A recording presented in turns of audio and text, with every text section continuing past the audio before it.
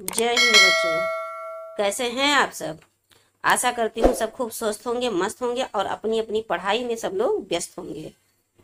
तो आइए बच्चों, हम आज गद्य साहित्य का जो इतिहास की जो श्रृंखला चल रही है, उसमें जो गद्य की विविध जो बच्चों विधाएं हैं, विभिन्न प्रकार की जो विधाएं हैं, उसके क्रम में हम एकांकी की ओर आगे बढ़ रहे हैं।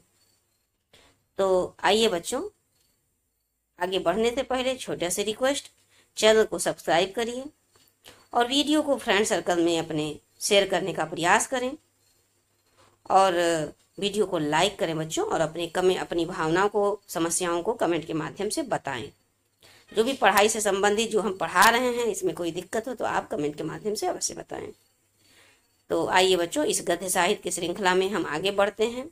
इससे पहले हम अन्य कुछ जरूरी चीज़ें देख लें, समझ लें कि जो ये गद्य साहित्य का जो इतिहास है बच्चों, ये क्लास 9, 10, 11 और 12 अर्थात कक्षा 9 से लेके 12 तक हम चीज़ों को per day by day provide कर रहे हैं इस चैनल के माध्यम से बच्चों। तो आप लोग निरंतर उसको देखिए और अपने ज्ञान का विस्तार कीजिए और हिंदी को लेके आप लोग जागरूक हों, हिंदी को स्ट्रॉन्ग करें, चूंकि ये हमारी मातृभाषा है। और इसमें जो गद्य साहित्य या पद्य साहित्य का जो इतिहास है, हम अपने इतिहास के बारे में जाने कि हमारी जो हिंदी है, इसका विकास की परंपरा कहाँ से शुरुआत हुई, कैसे हुई, चीज़ों को हमको जानना चाहिए। और परीक्षा की दृष्टि से भी इम्पोर्टेंट है, क्योंकि इसमें से पाँच गद्य और 5 पद्य काव्य से प्रश्न बनते हैं। कुल मिला के 10 प्रश्न का यहाँ पर सवाल है बच्चों। तो निरंतर फोकस करिए, कंसंट्रेशन से चीज़ों को सुनिए और प्रश्न उत्तर के माध्यम से समस्याओं को क्लियर करिए। तो हम ये थ्योरी अभी पढ़ा रहे हैं, इसके बाद हम प्रश्न उत्तर की ओर आगे बढ़ेंगे। तो आइए बच्चों, अब हम प्रारंभ करते हैं। तो देखिए, आपका कक्षा 11 का जो गद्य साहित्य का इतिहास है, इसमें एकांकी की ओर हम आगे बढ़ रहे हैं बच्चों। देखिए, एकांकी में कह रहा है कि एकांकी क्या है। एकांकी से ही कुछ निकल रहा है ना बच्चों। देखिए ध्यान से, इसका विच्छेद कीजिए, संधि विच्छेद। तो एक और प्लस अंक, एक अंक आ रहा कि नहीं आ रहा, एकांकी अर्थात वो नाटक, वो कहानी, वो स्वरूप, नाटक का वो स्वरूप जो एक ही अंक में कंप्लीट हो जाए, संपूर्ण हो जाए, समाप्त हो जाए। तो देखिए बच्चों, हम पॉइंट टू पॉइंट इसको समझते जा रहे हैं। नाटक का ही एक स्वरूप है क्या, एकांकी, जिसमें केवल एक ही अंक में संपूर्ण नाटक समाप्त हो जाता है। नेक्स्ट पॉइंट कि एकांकी के प्रचलित प्रमुख भेद एवं उपभेद हैं। अर्थात जो एकांकी है उसमें एक कुछ पहले भेद हैं और उस भेद के अलग अलग उपभेद हैं।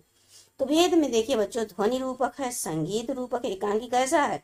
ध्वनि रूपक है, संगीत रूपक है, रेडियो प्रहसन है और स्वागत नाट्य भी है। अब देखिए बच्चों, भारतेंदु की एकांकी जैसी प्रमुख रचनाएं विशेष विषमौषधम एकांकी है। धनंजय विजय, अंधेर नगरी, वैदिकी हिंसा न भवती, भारत दुर्दशा, ये भारतेंदु हरिश्चंद्र की एकांकी है। बहुत इंपॉर्टेंट है बच्चों। विशेष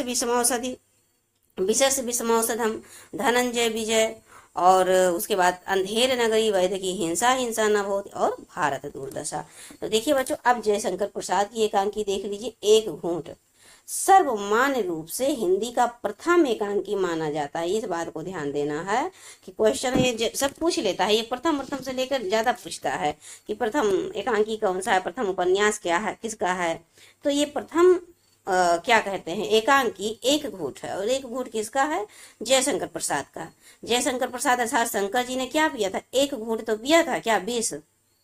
ध्यान दीजिए, लिंक करिए, जोड़िए, याद करिए करने के लिए, क्योंकि हमको याद करना है। और देखिए, एक ट्रिक और जुड़ रहा है, एक से एक, और पूछ लेगा। जैसे क्वेश्चन पूछा कि एक घूट कौन सी विधा है, एक घूट जो रचना है वो कौन सी विधा है, तो आप क्या बताएंगे? एक यहाँ पर देख रहे हैं, यहाँ पर भी ऑप्शन में आपके एकांकी लिखा रहेगा। आप यहाँ से एक पकड़ेंगे, यहाँ से भी एक देख लेंगे, ट्रिक लगा देंगे। आप पूछ लिया कि जयशंकर प्रसाद मतलब एक घूट किसकी एकांकी विधा है या किसकी रचना है, तो क्या कहेंगे? एक घूट कौन पिया था? जयशंकर प्रसाद, शंकर भगवान ने पिया था ना, क्या? विष। एक घूट विष शंकर भगवान ने पिया था, इसलिए तो जय जयकार हुई थी, जयशंकर लिंक करके याद करने का प्रयास कीजिए बच्चों। अब आइए आगे बढ़ते हैं। डॉक्टर राम कुमार वर्मा को सुनते हैं। ये क्या है, इनका क्या है?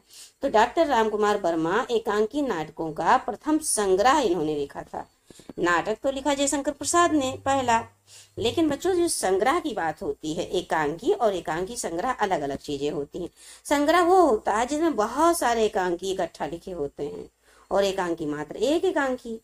तो जो राम कुमार वर्मा ने प्रथम एक संग्रह किया एकांकी नाटकों का, उसमें पृथ्वीराज की आंखें, ये इस शीर्षक के नाम से ये शीर्षक था। पर क्या कहते हैं, एक एकांकी संग्रह का, प्रथम संग्रह का पृथ्वीराज की आंखें, ये 1936 में प्रकाशित हुई थी। और प्रेमचंद का कफन भी 1936 में प्रकाशित हुई थी बच्चों, ध्यान दीजिएगा। अन्य लेखकों में भुवनेश्वर प्रसाद, कारवां, सेठ गोविंददास, स्पर्धा मैत्री और उदय शंकर भट्ट, 10,000 और दुर्गा, और ये जगदीश चंद्र माथुर, भोर का तारा, भाषण और बंदी, और उपेंद्र नाथ अस्क का मोहब्बत, पापी, जोंक, मोहब्बत पापी होता है क्योंकि इसमें जोक लग जाता है, ऐसे लिंक करिए। विष्णु प्रभाकर का इंसान, 10 बजे रात, और उसके बाद में गणेश प्रसाद द्विवेदी का रिहर्सल और वो फिर आई थी, और भगवती चरण वर्मा का 2 कलाकार, और मैं और केवल मैं, आदि लेखकों का जो एकांकी है बच्चों बहुत ही उल्लेखनीय है। समझ में आ रहा है? इसको ध्यान से समझिएगा कि भुवनेश्वर प्रसाद का था क्या, कारवां। कारवां किसने लिखा? एकांकी है कारवां। किसने लिखा? भुवनेश्वर प्रसाद ने लिखा। स्पर्धा मैत्री किसने लिखा? तो सेठ गोविंददास का है। 10,000 और दुर्गा, कितनी दुर्गा? 10,000 किसने कहा? उदय शंकर भट्ट ने कहा। 10,000 दुर्गा का उदय हुआ, किसने कहा? उदय शंकर भट्ट ने कहा कि 10,000 दुर्गा का क्या हुआ? उदय हुआ। आप देखिए जगदीश चंद्र माथुर कहते हैं कि भोर का तारा जब देखते हैं तो बंदी गृह वाले व्यक्ति भाषण देने लगते हैं। लिंक करिए, जोड़िए, कैसे याद करेंगे? जगदीश चंद्र माथुर कहते हैं कि जब भोर का तारा देखते हैं तो बंदी गृह के लोग भाषण देने लगते हैं।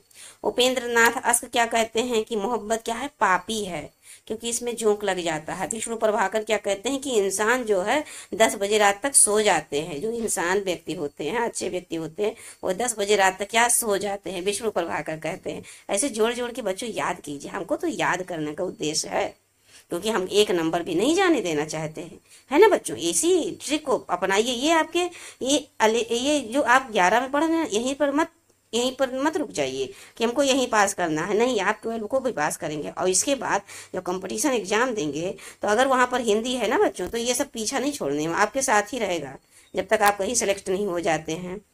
तो ध्यान से सुनिए। इसीलिए अब देखिए गणेश प्रसाद द्विवेदी क्या रिहर्सल करते हैं और कहते हैं कि वो फिर आई थी। जब रिहर्सल कर रहे थे तो कह रहे हैं कि वो फिर आई थी। गणेश प्रसाद द्विवेदी कहते हैं। भगवती चरण वर्मा क्या कहते हैं? ये 2 कलाकार हैं। मैं और केवल मैं कहते हैं कि मैं ही केवल मैं हूँ, मैं ही कलाकार हूँ, ये कहते हैं। आज ये सब लेखक हैं बच्चों एकांकी के। आप देखिए उपन्यास की ओर हम लोग आगे बढ़ते हैं। उपन्यास को आप समझते हैं। एकांकी को आपने समझ लिया ना बच्चों कि जो वो नाटक जो एक ही अंक में समाप्त हो जाए, कंप्लीट हो जाए। अब देखिए बच्चों उपन्यास को हम लोग समझ लेते हैं। उपन्यास क्या है? उपन्यास नाटक का ही स्वरूप है बच्चों, क्षमा करें, कहानी का स्वरूप है। उपन्यास एक प्रकार का कहानी है, बस ये है कि ये बड़े में रहता है, कहानी थोड़ा छोटे में रहता है। तो देखिए उपन्यास का पहले हम अर्थ समझ लेते हैं कि उपन्यास क्या है।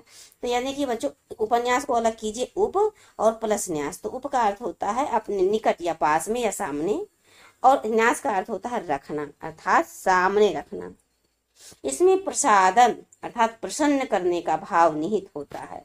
आप उपन्यास कोई पढ़ लीजिए, 10 पन्ना पढ़ के देखिए, 11वां 12वां पढ़ते जाएंगे, छूटेगा नहीं। सोचेंगे बस और पढ़ ले, थोड़ा और पढ़, इतना उसमें मग्न हो जाएंगे।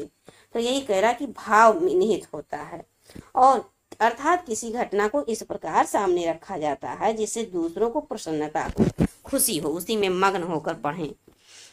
अब देखिए बच्चों हिंदी उपन्यास की विकास की परंपरा कहाँ से शुरू हुई, ये बहुत जरूरी चीज है समझने वाली। आप उपन्यास अगर याद कर रहे हैं तो प्रेमचंद को मत भूलिएगा। जिस तरह आप अगर निबंध याद कर रहे हैं, निबंध का नाम आए तो रामचंद्र शुक्ल को, नाटक का नाम आए तो भारतेंदु हरिश्चंद्र, शुरुआत की बात कर रहे हैं जिन्होंने शुरुआत की, और बच्चों उपन्यास की बात आए तो उपन्यास सम्राट आप प्रेमचंद को न भूलिएगा। इस तरह से याद कीजिए। तो देखिए बच्चों पूर्व, प्रेमचंद युग से पूर्व भी कुछ लोगों ने लिखा होगा, लेकिन प्रसिद्ध ज्यादा कौन हुए? प्रेमचंद हुए। और फिर प्रेमचंद उत्तर मतलब प्रेमचंद के बाद का जो युग रहा उसमें कैसे कैसे विकास हुआ उपन्यास का। तो देखिए बच्चों, पहले पूर्व प्रेमचंद के युग का देख लेते हैं कि कौन उपन्यास है, कौन उपन्यासकार थे। तो सबसे पहले नूतन भंडारी आते हैं। नूतन भंडारी कौन लिखा है? बाल कृष्ण भट्ट ने लिखा है। किशोरी लाल गोस्वामी ने लिखा है लवंगलता। लवंगलता कनक कुसुम प्रणिनी परिणय। किशोरी लाल गोस्वामी ने लवंगलता दिया और कनक कुसुम ने प्रणिनी परिणय कर लिया। किशोरी लाल गोस्वामी ने लवंगलता देकर कनक और कुसुम को प्रणिनी परिणय में बांध दिया। ऐसे थोड़ा सा लिंक करके बच्चों याद करने की कोशिश कीजिए। चंद्रकांता और चंद्रकांता संतति भूतनाथ देवकीनंद खत्री का है। संतति खत्री इस तरह से। और अद्भुत लाश और गुप्तचर गोपाल राम गहमरी, बार बार याद करने का प्रयास कीजिए। गोपाल राम गहमरी, अद्भुत लाश, गुप्तचर। और राधाकांत और सौंदर्योपासक। राधाकांत सौंदर्य उपासक ब्रजनंदन सहाय। देखिए कनेक्ट भी करने लायक है, ये देखिए कनेक्ट हो जा रहा है। ब्रजनंदन क्या थे? राधा के कांत थे। कौन थे? ब्रजनंदन सहाय राधाकांत थे और सौंदर्य उपासक थे। कौन? ब्रजनंदन श्री कृष्ण सौंदर्य उपासक थे। इस तरह से याद कीजिए। अब प्रेमचंद युग में आ जाइए।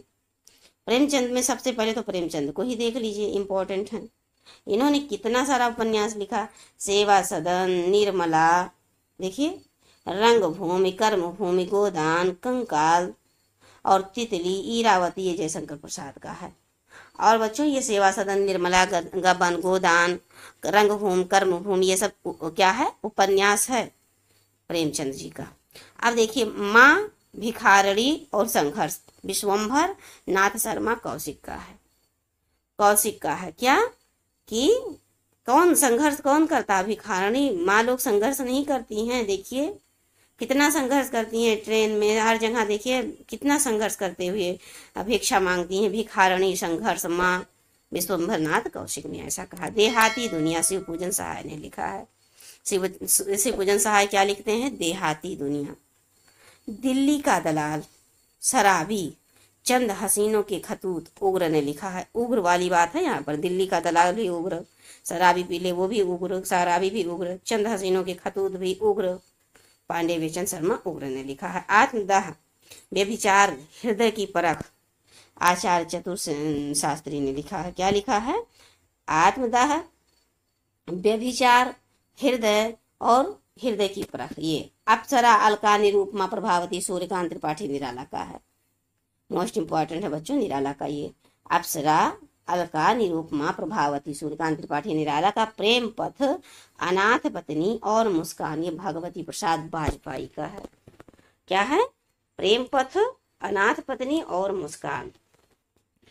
भगवती प्रसाद वाजपेयी ने क्या किया? अनाथ पत्नी के चेहरे पर मुस्कान लाने के लिए प्रेम पथ पर चल दिए। ध्यान लिंक करिए बच्चों, याद हो जाएगा। भगवती प्रसाद वाजपेयी ने क्या किया? अनाथ पत्नी के चेहरे पर मुस्कान लाने के लिए प्रेम पथ के मार्ग पे चल दिए। बस हो गया। ऐसे लिख लीजिए और निरंतर रिवीजन करते रहिएगा। लिखने का आदत डालिए बच्चों। जितना अधिक लिखेंगे ना उतना आपको फायदा देगा, बहुत फायदा देगा। राइटिंग अपने खुद के राइटिंग में लिखेंगे प्लस उसको बार बार रिवीजन करेंगे, इसका रिजल्ट आपको एग्जाम में मिलेगा। तो आइए बच्चों, अब प्रेमचंदोत्तर अर्थात स्वतंत्रता पूर्व मतलब स्वतंत्रता के पहले या स्वतंत्रोत्तर, स्वतंत्रता पूर्व। देखिए परख, सुनीता, त्यागपत्र, ये जैनेन्द्र ने लिखा है। परख, सुनीता, त्यागपत्र किसने लिखा? जैनेन्द्र ने लिखा है। उसके बाद जहाज का पंछी, घृणापथ, इलाचंद जोशी ने लिखा है। इलाचंद जोशी कहते हैं कि जहाज के पंछी क्या कहते हैं? घृणा पथ पे चलते हैं। शेखर एक जीवनी, मोस्ट इंपॉर्टेंट है बच्चों, मोस्ट इंपॉर्टेंट है। इसको याद करके रखिएगा। शेखर एक जीवनी, नदी के दीप, अज्ञेय, ढलती रात, स्वप्नमयी, कोई तो संकल्प। कौन लिखा है? विष्णु प्रभाकर ने लिखा। क्या लिखा? ढलती रात, स्वप्नमयी, कोई तो संकल्प, ये विष्णु प्रभाकर ने लिखा है। अब देखिए भगवती चरण वर्मा ने क्या लिखा है कि पतन 3 वर्ष रेखा गोसाई। 3 वर्ष में रेखा गोसाई का क्या हो जाता है, पतन हो जाता है। भगवती चरण वर्मा कहते हैं, ऐसे कह लीजिए, ऐसे यहाँ पर लिखिए और ऐसे लिखिए कहते हैं। अब फिर उसके बाद में यही लिख दीजिए क्या, कि रेखा गोसाई का 3 वर्ष में पतन हो जाता है कहते हैं। बस इसी को बार बार याद करिएगा बच्चों, एकदम 3 के तीनों याद हो जाएगा, पतन, 3 वर्ष और रेखा गोसाई। अब देखिए बच्चों, राहुल सांकृत्यायन, स्वप्न, मधुर स्वप्न, मधुर स्वप्न देखते हैं राहुल सांकृत्यायन। जय योधे, जीने के लिए, क्या कहते हैं राहुल सांकृत्यायन, कि जीने के लिए मधुर, जय योधे का मधुर स्वप्न देखना चाहिए। जय योधे मतलब जय हो आपकी, आपकी जय विजय होती रहे, इस प्रकार के मधुर स्वप्न हमेशा देखने चाहिए। क्यों, जीने के लिए। राहुल संग कितना सुंदर बैठ रहा है बच्चों, आप बिल्कुल बहुत आसानी से इसको याद कर सकते हैं। बस ये है कि जो हम बोल रहे हैं इसको ऐसे लिख लीजिए, क्योंकि जब आप मान लीजिए आप 1-2 बार पढ़े, याद हो गया, आप जब फिर दूसरे तीसरे दिन पढ़ेंगे तो लिंक ध्यान में नहीं आएगा जो ट्रिक बोल रहे हैं, और लिखे रहेंगे तो फिर वो तो लिखा ही रहेगा, वो तो कहीं जाएगा नहीं। जितनी बार आप रिविजन करेंगे दिमाग में फिर बैठ जाएगा। और 101% कह रहे हैं बच्चों, बिल्कुल भी आपका गलत नहीं होगा एग्जाम के टाइम में। अब देखिए बच्चों, महाकाल, करवट पीढ़ियां, अमृतलाल नागर ने क्या कहा, महाकाल लिखा, करवट लिखा, पीढ़ियां लिखा। तो क्या कहते हैं अमृतलाल, कि महाकाल पीढ़ियां द पीढ़ियां करवट बदलते रहते हैं। महाकाल, महाकाल अर्थात काल, समय, समय करवट बदलता रहता है कि नहीं बदलता रहता है, कभी सुख कभी दुख, कभी इनका कभी उनका, कभी मेरा कभी पराया, ऐसे होता नहीं है। आज सुख कल दुख, आज दुख कल सुख, इस प्रकार से महाकाल करवट बदलते रहते हैं। अमृतलाल नागर कहते हैं कि महाकाल क्या है, पीढ़ियां दर पीढ़ियां करवट बदलते हैं। बस अब देखिए बच्चों, बाण भट्ट की आत्मकथा और पुनर्नवा हजारी प्रसाद द्विवेदी का है। जुलूस, दीर्घतया मैला आंचल, फड़ी सोमनाथ रेणु का है जुलूस। और तमस बसंती माड़ी कुन, तो ये भीष्म साहनी का है। तो देखिए बच्चों, अब हम आज यहाँ पर आगे बढ़ते हैं, कहानी की तरफ बढ़ते हैं आगे।